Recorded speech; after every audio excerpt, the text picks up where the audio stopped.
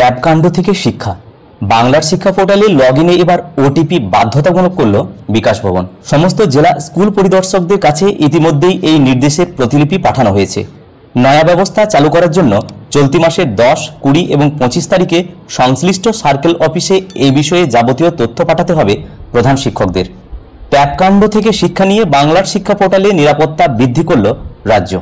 চলতি মাসের শুরুতেই বিজ্ঞপ্তি দিয়ে জানানো হয়েছে, এখন থেকে শুধুমাত্র আইডি পাসওয়ার্ড দিয়ে লগইন করা যাবে না, প্রয়োজন পড়বে ওটিপি অর্থাৎ ওয়ান টাইম পাসওয়ার্ড।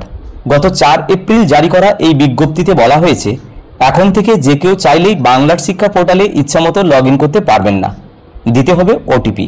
তারপরেই তরুণের স্বপ্ন থেকে কন্যাশ্রী, যে কোনো ধরনের সরকারি প্রকল্পের পোর্টালে ঢুকতে পারবেন স্কুল কর্তৃপক্ষ।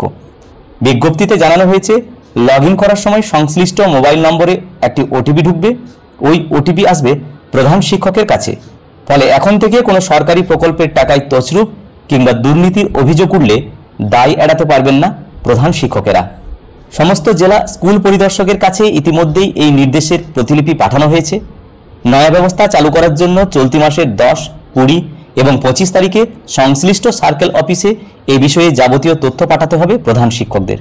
তথ্য হিসাবে পাঠাতে হবে প্রধান শিক্ষকের নাম, ফোন নম্বর, আধার নম্বর ইত্যাদি।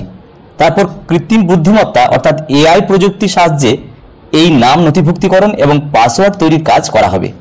সবশেষে জেলা স্কুল পরিদর্শক অনুমতি দিলে চালু হয়ে যাবে লগইনের নতুন পদ্ধতি।